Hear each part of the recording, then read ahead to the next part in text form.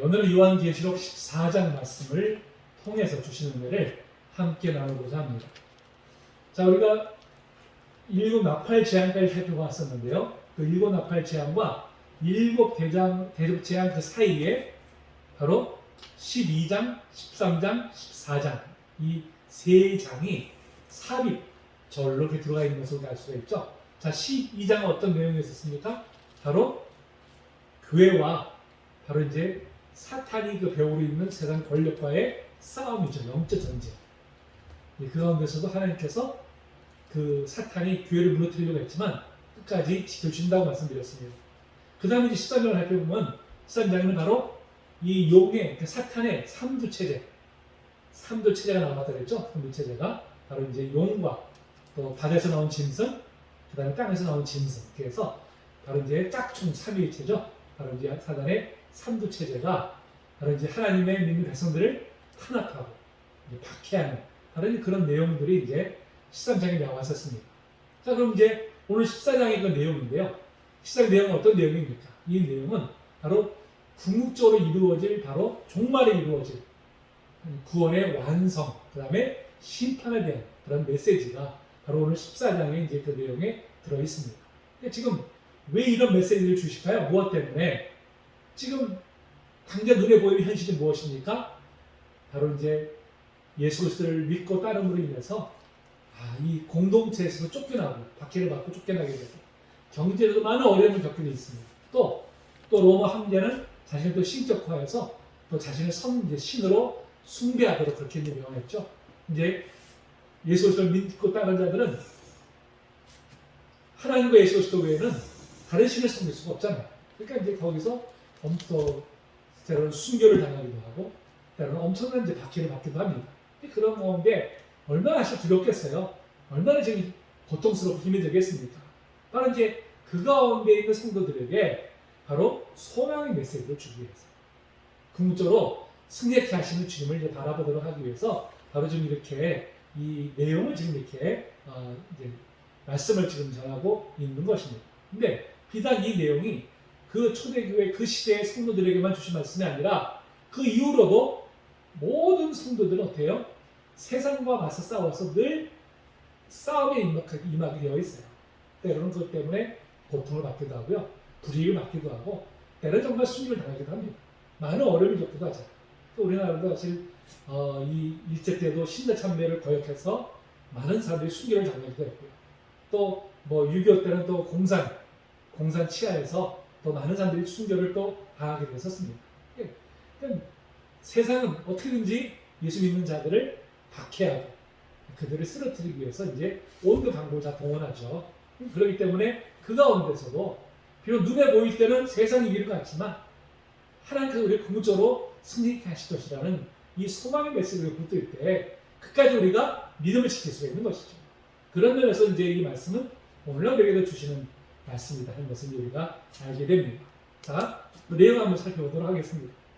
자, 1절에 보니까 어린 양이 시온산에 섰고 그랬어요. 어린 양이 누굽니까? 승리하신 예수 그리스도시죠. 그렇죠. 십자가의 죽으심과 부활과 승천을 통해서 이제 온 우주의 주가 되신 바로 이제 예수 그리스도를 가리키는 것이죠. 그분이 어떻게 했어요? 시온산에 섰다고 했어요. 시온산이 어디 말할까요? 시온산은 바로 이제 여기서는 하늘의 시온산을 가리키는 것이죠. 하늘에 이제 하나님의 보좌를 가리키는 것입니다. 또한 이것은 궁극적으로 이루어질 바로 계시록 21장에서 나타날 새 예루살렘을 또한 나타내기도 해요. 새 예루살렘에 이 땅에 이제 하나님 나라가 임하잖아요. 그것이 바로 새 예루살렘인데 그 하나님 나라의 그 왕이 누구십니까? 예수 그리스도시죠. 예수 그리스도. 그래서 시온산에 섰고 그랬어요. 섰다는 건 무엇입니까? 섰다는 건 통치한다는 의미잖아요. 통치한다는 의미. 바로 예수 그리스도께서 온 우주를 통치하신다는 것을 이제 의미하는 것입니다. 근데 누가 함께 섰어요? 14만 4천이 함께 섰다는 거예요. 14만 4천이 누굽니까? 우리가 이미 7장에 살펴봤지만 그것은 특정한 교리를 따르는 사람들이 아니죠. 바로 구약의 모든 하나님 믿는 백성들, 12지파로 대변되는 그 이스라엘 백성들, 하나님 백성들. 그 다음에 신약의 12제자로 대표되는 모든 하나님 믿는 백성들. 그렇죠? 그래서 12 곱하기 12 곱하기 군대의 숫자 1000 곱하니까 14만 4천이 나오는 거예요. 그러니까 14만 4천은 구약과 신약의 모든 하나님의 택한 백성들을 가리키는 것이지 어떤 특정한 그런 교리를 따르는 사람들을 의미하는 것이 아니라는 것을 우리가 분명히 알아야 됩니다. 그러니까 지금 바로 함께 섰다, 함께 섰다는 건 무엇입니까? 함께 왕노릇하는 것이죠. 우리가 예수 그리스도와 함께 온 우주를 다스리는 바로 그런 영원스러운 자리에 우리가 이제 서게 될 것입니다. 근데 자, 그들의 이마에는 뭐예요? 어린 양의 이름과 그 아버지의 이름을 쓴 것이 있더라고 했어요. 이마에 뭐예요? 자, 시바경이 뭐라고 했습니까? 이마에 그 보니까 이 오른손이나 이마에 표를 봤는데 그 숫자가 뭡니까? 666이라고 했잖아요. 이건 뭐예요? 세상에 속한 자의 표시죠. 세상에 속한 자의 표시인데 여기 11절에는 뭐예요? 이마에 어린 양의 이름과 그 아버지의 이름, 곧 하나님의 이름을 쓴 것이 있다고 했습니다. 그건 뭐예요? 하나님의 소유되었다는 것이죠. 우리가 예수 그리스도의 소유되었다는 것입니다. 이제 소유되면 뭐예요? 누구든지 해하지 못하는 것이죠. 누구든지 그것을 꺾지 못합니다. 그래서 하나님께서 보호하시기 때문에. 그래서 우리는 어떤 상황도 우리가 절망할 이유가 없는 것이죠. 소망을 가지는 것입니다. 자, 12절에 봅시다. 하늘에서 하는 소리를 들으니 많은 물소리가 같고 길고 큰 노랫소리가 같은데 그랬어요. 하늘에서 하는 소리라 했어요. 하늘에서 하는 소리. 하늘에서 누가 소리를 낼까요? 바로 천사들이 이제 합창을 부르는 것이죠. 천사들이 왜? 승리하신 구세주 이제 찬양하는 것입니다. 그렇죠? 그다음 무엇보다도 이제 끝까지 믿음을 지키고 승리한 성도들을 바로 환영하는 것이죠. 그야말로 뭡니까? 승전가예요, 승전가. 우리가 전에 승리하고 돌아오면 어때요? 빰빠레가 그러죠, 빰빠레가. 그렇잖아요? 환영하잖아요. 우리가 올림픽 가서 이제 뭐 많은 금메달을 따고 뭐 이제 메달 많이 따고 선수들 어떻게 합니까? 보면은 예전엔 지금은 별로 기억 안 나지. 예전엔 연도에 막 그 카프레를 보죠, 카프레를. 예전에 막 카프레를 올리고 있었어요. 뭐 금메달 따도 옛날에 신기했잖아. 온 국민들 나와가지고 환호하고 판파레를 올리고 바로 이제 그런 장면이죠. 바로 우리가 이제 궁극적으로 하나님 나라에 들어갈 때 우리가 이제 바로 선사들이 이렇게 판파레 우리를 이제 환영한다는 표시입니다. 자, 그들이 보좌 앞과 내 생물과 장막 앞에서 새 노래를 부르는 게 있어요. 새 노래. 새 노래가 무엇입니까? 새 노래가. 새 노래가 무엇이에요? 새로 만든 노래라는 개념이 아니죠. 새로운 개념이 아니죠. 시편에도 보면 이제 새 노래라는 이제 그 말씀이 영어에서 나오는 것을 우리가 이제 보게 되는 것이죠. 이 새 노래는 누구나 부를 수 있는 것이 아닙니다. 구속받지 못한 사람들은 부를 수 없는 노래예요. 오직 어린 양의 보혈로 바로 구속함을 받은 하나님의 자녀가 된 바로 이제 그런 사람들이 어떻게 해요? 승리한 것을 이제 축하하면서 부르는 노래. 그것이 바로 이제 새 노래입니다. 그것은 하나님의 백성들만이 이제 부를 수 있는 그런 노래죠. 자, 밑에 말하잖아요. 땅에서 속량을 받은 14만 4천 밖에는 능히 노래를 배울 자가 없더라 그랬잖아요. 그렇죠? 하나님의 백성들 외에는 이 노래를 부를 자가 없는 거예요. 오직 하나님의 백성들만이, 승리한 자들만이 바로 이제 이 새 노래를 부를 수가 있는 것입니다. 자, 그런데 이 14만 4천이 자, 특징이 있어요. 특징이 어떤 사람일까요? 4절에 보니까요. 자, 이 사람들은 여자와 더불어 더럽히지 않냐고 그랬어요. 여자와 더불어. 그 여자라는 개념 들으면 여자분들은 좀 기분 나쁘시죠. 그렇죠? 자, 이게 무슨 소리일까요? 우리가 보통 이 구약 성경 보면요. 그 하나님을 저버리고 우상을 섬기는 것을 뭐라고 표현해요? 음행을 저지른다고 표현합니다. 음행을 저지른다. 그러니까 지금 여자와 더불어 더럽히지 아니하고 있으니까 우상을 섬기지 아니하고 오직 끝까지 하나님만 섬기는 사람들이죠. 하나님만 섬기는 사람. 우상에게 절하지 아니하고 끝까지 믿음을 지키는. 바로 이제 그런 사람들을 앞에서 여자와 더불어 더럽히지 않았다고 했습니다. 근데 이건 문자를 해석해가지고 마치 뭐 그냥 그 여자 성관계를 가지면 안 되고 그냥 순결을 지켜야 된다는 개념이 아니지. 영적인 의미입니다. 영적인 의미. 그다음 뭐예요? 순결한 자라 했어요. 순결한 자. 오직 하나님만을 따르는 자들이죠. 그러니까 흔히 우리가 성경을 보면 우리가 하나님과의 관계 속에 들어간 것을 혼인잔치를 비유할 때가 참 많잖아요. 혼인잔치로. 혼인잔치는 뭐예요? 예수 그리스도가 우리의 신랑이 되시고 우리는 신부가 됩니다. 신부는 어떤 책임이 있어요? 순결함의 책임이 있죠. 순결함의 책. 그러니까 이스라엘은 결혼 방식이 좀 독특하잖아요. 보통 결혼하기 1년 전에 정혼을 합니다. 정혼을 하는데 우리의 약혼보다도 더 강한 개념이에요. 그러니까 이제 그때부터 1년 동안을 결혼을 준비합니다. 남자는 이제 아내를 맞을 집도 준비하고 여러 가지 준비를 하고, 아내는 어떤 준비를 합니까? 순결함을 준비하는 것이죠. 신부로서 순결함을 지켜야 돼요. 그리고 이제 1년 후에 가면 정식 결혼을 해서 완전히 그때 이제 결합이 되는 것이죠. 그러니까 지금 우리가 바로 그런 거예요. 지금 예수 그리스도 우리가 정혼한 사이예요. 그러니까 정혼한 사이는 장차 우리가 이제 혼인잔치에 참여할 텐데 그 전까지 우리가 해야 될 일은 무엇입니까? 순결함을 유지하는 것이죠. 그렇죠? 오직 예수 그리스도만 따라가는 것이죠.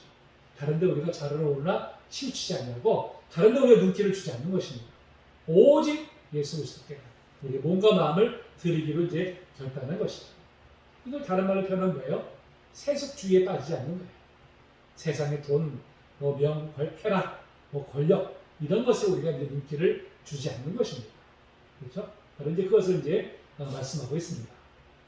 자, 그다음에 어린 양이 어디로 인다든지 따라가는 자라 그랬어요. 어디로 인다든지, 심지어 죽음의 골짜기일지라도, 그렇죠?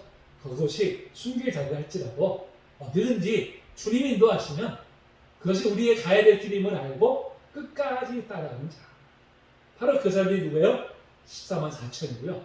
바로 그 사람들이 예수 그리스도와 함께 시온산에 서서 바로 승리의 계가를 부를 사람들이라는 것이죠.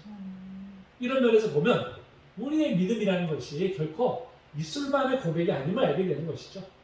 믿음은 곧 뭐예요? 예수 그리스도를 우리가 온전히 신뢰하고 예수 그리스도를 따라가는 것입니다. 어디로 인도하시든지 그분이 우리를 심지어 우리의 생명을 요구하는 자리까지라도 우리는 믿음을 가지고 우리가 끝까지 따라가는 것이야말로 그것이 우리가 알고 구원의 그런 믿음이다. 그것이 바로 우리가 알고 바로 궁극적으로 주님과 함께 시온의 산에 설 바로 그런 믿음임을 분명히 우리에게 이제 보여주고 있습니다. 자, 그런데 그분들 어때요? 사랑 가운데서 속량함을 받아냈어요. 속량함을. 무엇을 속량받았어요? 바로 예수 그리스도의 보혈을 위해서 속량받았잖아요. 그러면서 처음 익은 열매라고 했어요. 자, 처음 익은 열매라는 게 무슨 뜻입니까? 처음 익은 열매가. 구약에서는 제사 드릴 때 어떻게 해요? 첫 열매를 드리잖아요. 첫 열매가 가장 좋은 것입니다. 가장 첫 번째 것을 하나님께 드리잖아요. 그렇죠? 그러니까 우리가 하나님 앞에 가장 귀한 것으로 드려지는 존재들이라는 것이죠. 또 한 가지 무슨 일일까요? 무슨 일? 자, 첫 열매가 열면 어떻습니까? 그 다음에 계속 열매가 맺어지잖아요. 계속해서 이제 하나님께 이제 돌아오는 열매들이 이제 맺어짐을 보여주고 있습니다. 자, 계속해서 5절에서도 계속해서 그 사람들이 어떤 사람들인지를 표현하고 있죠. 첫째가 뭐예요? 거짓말이 없고 거짓이 없어요. 그러니까 말해놓고 나는 예수 믿습니다 해놓고선 뒤로 돌아가면 엉뚱한 짓을 하는 그런 이율배반적인 그런 자들이 아니라 말한 대로 고백 입술로 신앙을 고백한 대로 그대로 살아가는 사람들이 바로 이제 거짓말이 없는 자들이죠. 또 흠이 없는 자들을 했어요. 흠이 없다는 게 뭐예요? 우리가 이제 무슨 죄에서 완전히 벗어나서 완전히 거룩한 삶을 산다는 그런 의미가 아니겠죠. 우리가 이제 하나님 앞에서 정말 신실하게 우리 믿음을 지키는 바로 이제 그런 자들임을 분명히 말씀해 주고 있어요. 이런 사람들이 누구예요? 14만 4천입니다. 그렇죠? 14만 4천이고요. 바로 예수 그리스도와 함께 시온산에 설 바로 이제 그런 사람들인 줄로 믿습니다. 자, 이어서 이제 6절부터 보니까 또 보니 그랬어요. 다른 천사가 공중에 날아가는데 그랬어요. 공중에 날아가는데 자, 하늘에서 지금 이제 날아가는데 땅에 거주하는 자들 곧 모든 민족과 종족과 방언과 백성의 저를 영원한 복을 받다라고 했어요. 자, 보통 성경에서 땅이라고 하면 하나님을 대적하는 자들 이런 개념을 갖고 있었잖아요. 그런데 이 6절에서의 땅은 그런 개념이 아니라 그 뒤에 뭐라 그랬어요? 모든 민족과 종족과 방언과 백성이라고 했어요. 이게 뭐예요? 전도의 대상자들이죠. 구원받아야 될 대상자를 의미하는 것입니다. 여기서는 하나님을 대적하는 자들이다 이런 뜻이 아니라 바로 구원받아야 될 대상을 이제 말하는 것이죠. 자, 천사가 어떻게 했어요? 바로 그렇게 구원받아야 될 바로 그런 자들에게 전할 영원한 복음을 가르치다고 했어요. 영원한 복음. 영원한 복음이 무엇입니까? 바로 예수 그리스도죠. 예수 그리스도의 말로 영원한 복음이 되시잖아요. 그러니까 오직 예수 그리스도만이 우리로 하여금 영원한 생명에 이르게 하는 분이기 때문에 영원한 복음이다 이렇게 지금 표현을 하고 있는 것입니다. 그러니까 지금 온 세상에 바로 예수 그리스도의 복음을 전해야 돼요. 책임이 이제 바로 우리에게 있음을 또 말씀해주고 있어요.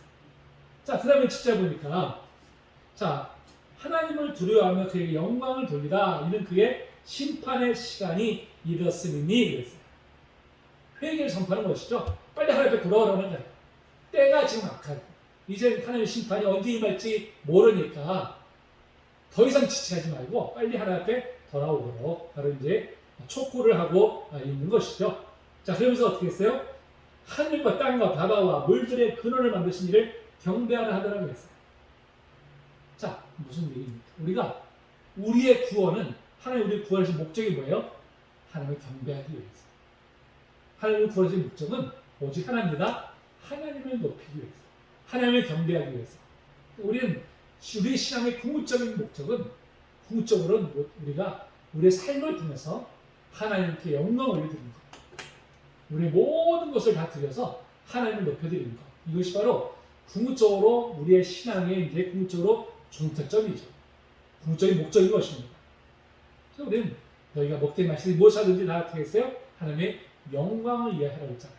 그러니까 우리의 모든 것들은 다 먼저 하나님의 영광입니다. 그래서 우리가 하나님 영광을 돌려야 돼요. 우리가 정말 그릇된 행동으로 인해서 오히려 하나님 영광을 가리울 때가 얼마나 많습니까? 그런 모습을 보시면 얼마나 안타까우시겠어요. 그렇죠?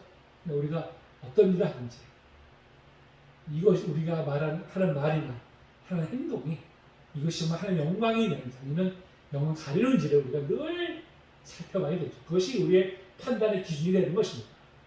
내 유익이 아니라 내 감정이 아니라 하나님의 영광. 이것이 바로 이제 모든 행동의 판단 기준이 되어야 한다. 그래서 말씀해 주고 있죠. 자, 이어서 8절에 보니까 또 다른 천사가 얘기하는데요. 무너졌도다 무너졌도다 큰 성 바벨론이여 그랬어요. 자, 큰 성 바벨론은 바로 로마를 가리키는 것이죠. 자, 근데 직접적으로 로마라고 표현하면 어떻게 돼요? 불원 문서가 돼요. 불원 문서가 되니까 이것을 은유적으로 로마를 지금 큰 성 바벨론이다 이렇게 표현한 것이죠. 근데 로마라는 것은 결국 뭐를 말합니까? 하나님을 대적하는 세상 권력을 가리키는 것이죠. 그런 면에서 인류 역사상에 계속적으로 바벨론이 있어 왔었어요. 바벨론은 계속해서 이제 있어 왔었습니다. 자, 그런데 무너졌다 그랬어요. 아직 무너지지 않았는데 이미 무너진 것처럼 얘기하고 있잖아요. 자, 이게 과거 동사, 과거 완료된 것처럼 이렇게 시제를 쓰면서 반복하는 것은 뭐냐면요.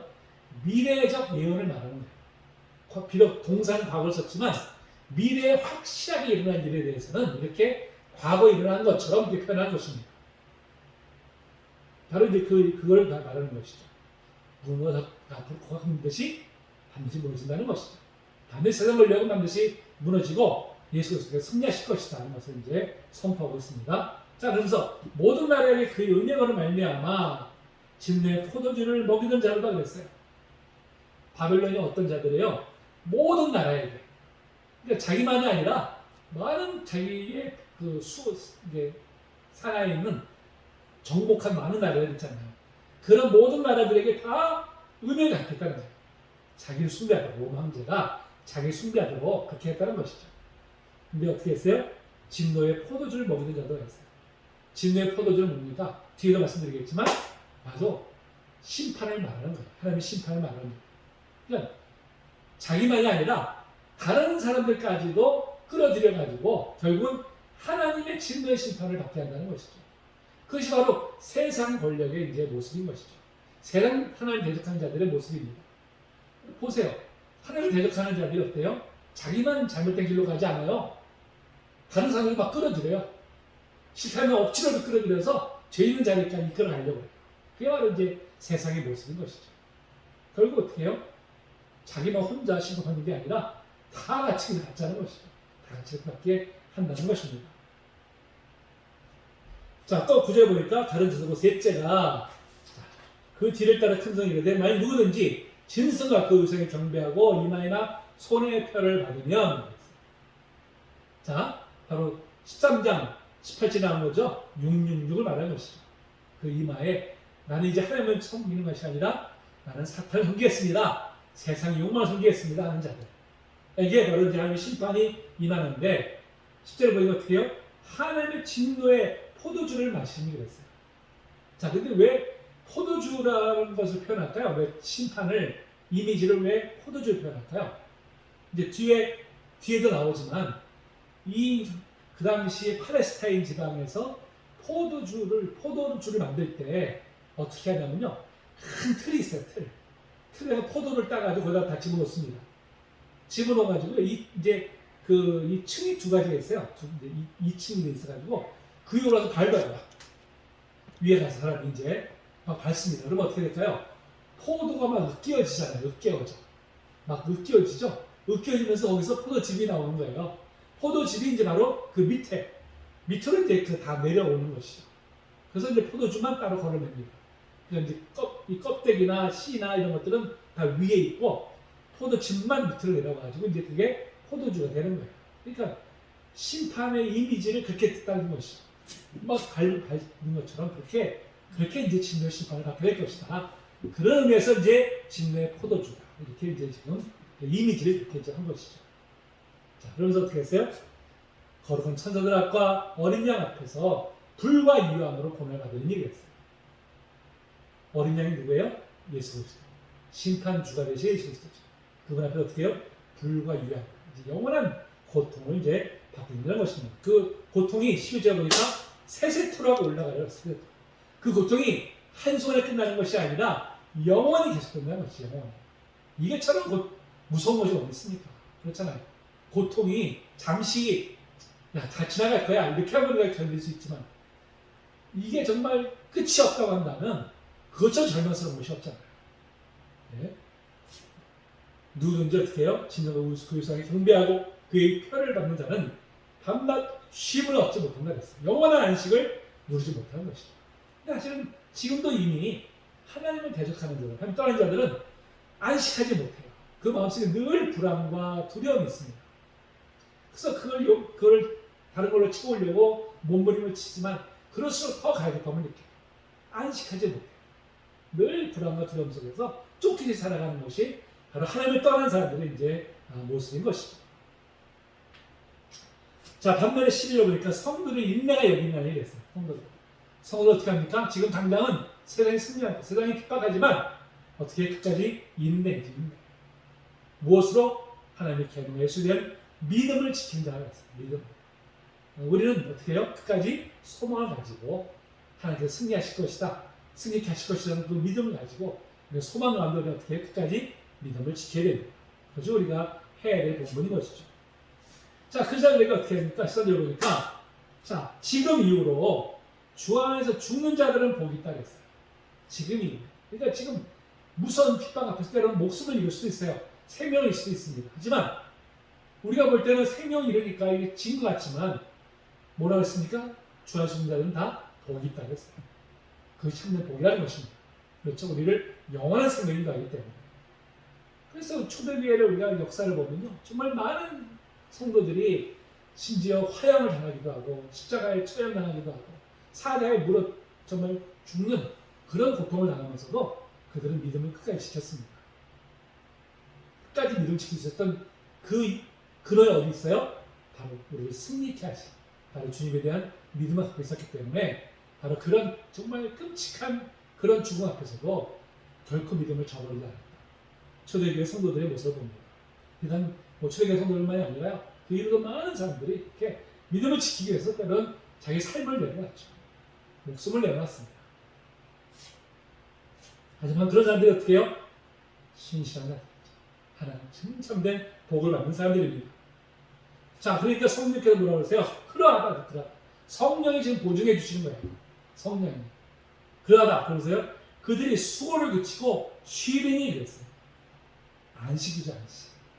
이 땅의 수고는 잠깐이지만 하나님 안에서 우리 영원한 안식을 누리게 될 것입니다. 이는 그들의 행한 일이 따름이라 그랬어요. 그렇게 끝까지 믿음을 지키기 위해서 행한 그 모든 일들이 바로 영원한 안식으로 갚아줄 거라는 것이죠. 우리는 그것을 분명히 믿습니다. 자, 이제 시작해 보니까 구름 위에 인자와 같은 이가 앉으셨네 그랬어요. 구름 위에 바로 보좌가 있는 것이죠. 보좌가.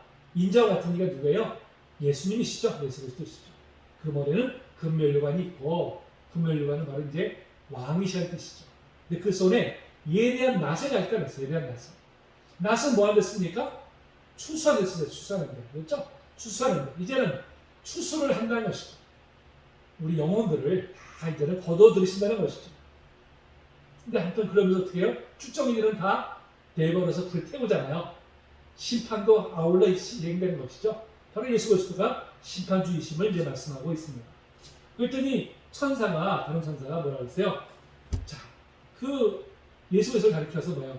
당신의 낫을 휘둘러 거두소서 땅의 곡식이 다 익어 거둘 때가 이렇습니다. 그랬어요. 이제 추수할 때가 됐다는 것이죠. 추수할 때가 됐으니까 이제는 곧 추수하시옵소서. 이제 이렇게 지금 이제 하나님의 말씀을 이제 전하고 있는 것이죠. 그랬더니 12절에 구름이 앉으시니까 낫을 땅에 휘두르매 땅의 곡식이 거두어지라 그랬어요. 그래서 땅의 곡식은 바로 성도들이죠. 성도들의 영혼입니다. 그렇죠? 성도들의 영혼을 이제 다 주님께서 이제 다 모으신다는 것이죠. 이제 다 그들을 영원한 안식으로 인도하시기 위해서 이제 그들을 이제 모으신다는 것입니다. 이게 궁극적으로 종말론적으로 우리에게 승리를 안겨주실 것을 이제 말씀하고 있어요. 반면에 17절부터 마지막 절까지는 바로 이제 하나님을 대적 끝까지 믿음을 지키자, 끝까지 하나님을 대적한 바로 이제 그런 자들에게 임할 심판을 말씀하고 있어요. 자, 볼까요? 자, 또 다른 천사가 예리한 낫을 가졌고요. 또 불을 가지는 천사가 또 예리한 낫을 자를 가진 자를 향해서 뭐라고 했습니까? 그걸 휘둘러가 땅에 포도송이를 거두라고 했어요. 포도송이. 앞에는 예수님께서 거두실 것은 땅의 곡식이잖아요. 그렇죠? 16절에서 곡식은 바로 성도들을 가리키는 것이지만 여기 지금 18절에서 바로 이제 포도송이는 뭐예요? 하나님을 대적하는 자들이죠. 끝까지 믿음을 거부한 자들. 심판을 받아야 될 대상자들이죠. 바로 그들은 이제 포도송이로 지금 이렇게 표현을 하고 있는 것이죠. 자, 거두라고 했습니다. 그러면서 그걸 어떻게 했어요? 그 포도를 거두어서 어떻게 합니까? 하나님의 진노의 큰 포도주틀에 던지네 그랬어요. 아까 설명드렸잖아요. 이 팔레스타인 지방에서 포도주를 만드는 과정이 바로 그랬다고 했죠. 큰 틀에다가 포도를 가둬놓고서 거기서 위에서 다 밟아요. 그럼 막 포도 알이 이제 다 깨어지고 으깨어지고 이러면서 바로 그곳에서 이제 그 밑으로 포도주가 이제 집이 떨어져 나가는 거죠. 밑으로 떨어뜨려요. 그럼 이제 그걸 딱 걷어서 이제 그걸 숙성시키면 포도주가 되는 것입니다. 그러니까 바로 이제 그렇게 하나님께서 포도를 이제 그렇게 짓밟는 것처럼 으깨어서 완전히 다 짓밟는 것처럼 그렇게 무서운 심판을 이제 불신자들에게 행하실 것이다 하는 것을 이제 진노의 포도주 틀 하는 이제 이런 이제 그 상징적으로 이렇게 이제 그를 표현하고 있는 것입니다. 근데 그 진노가 얼마나 끔찍한지요. 자, 성 밖에서 어디예요? 새 예루살렘이죠. 새 예루살렘은 바로 하나님 믿는 백성들이 모인 곳입니다. 그 밖에서 그 틀이 밟히니 그 틀에서 피가 났는데요. 자, 말 굴레까지 닿았고 그 다음에 1600 스타디온에 터졌더라고 했어요. 이 1600 스타디온, 이 스타디온이 뭐냐면요. 스타디움. 우리가 지금 그 경기장을 가리켜서 스타디움이라고 표현하잖아요. 그게 바로 스타디온에서 나온 말이에요. 그러니까 한 스타디움의 이제 거리가 보통 한 300m 정도 되나요? 뭐 한 300m 정도 된다고 치고 이게 지금 이제 거기 곱하기 이제 1600을 하면 되는 거죠. 한 스타디움이 191m래요. 191m? 네, 하든 뭐 200m 하고 치고 거기 곱하기 1600. 뭐 엄청난 이제 거기에 이제 그 넓은 공간이겠죠. 바로 이제 이 세상 전체를 의미하는 그런 상징의 숫자입니다. 세상 전체를 의미하는. 그러니까 새 예루살렘 밖에 하나님의 택한 자들이 거하는 하나님 새 예루살렘, 하나님 나라 그 밖에 있는 자들을 가리키는 것이 바로 1600 스타디움입니다. 그 전체가 다 어떻게 됩니까? 하나님 무서운 진노의 심판을 이제 받게 될 것이다. 궁극적으로 바로 이제 그것을 말씀해 주고 있습니다. 자, 오늘 이 스타디움을 통해서 우리 주신 교훈이 뭐예요? 지금은 비록 세상이 승리하는 것 같고 교회가 이제 핍박을 하는 것 같지만 심지어 참 목숨을 내어놓는 그런 지경까지 이르기도 하지만 그것은 잠깐인 것이죠. 우리에게는 영원한 안식이 기다리고 그 다음에 예수 그리스도와 함께 영원토록 우리가 왕노릇 할 것이고 우리가 그 소망을 믿음 가운데 소망을 가지고 나갈 때 우리는 끝까지 이 믿음을 지키고 인내해서 우리 승리하게 될 줄로 분명히 믿습니다. 그동안 하나님의 저를 심판하지 않으세요? 우리 그렇게 또 강하잖아요. 악한 자들을 볼 때 하나님은 반드시 심판하십니다. 하나님 때가 이르렀을 때 그들을 반드시 심판하실 것을 믿고 우리가 온전히 하나님만 바라보고 끝까지 믿음치고 승리하는 우리 모두가 되어지기를 주님의 이름으로 축복합니다.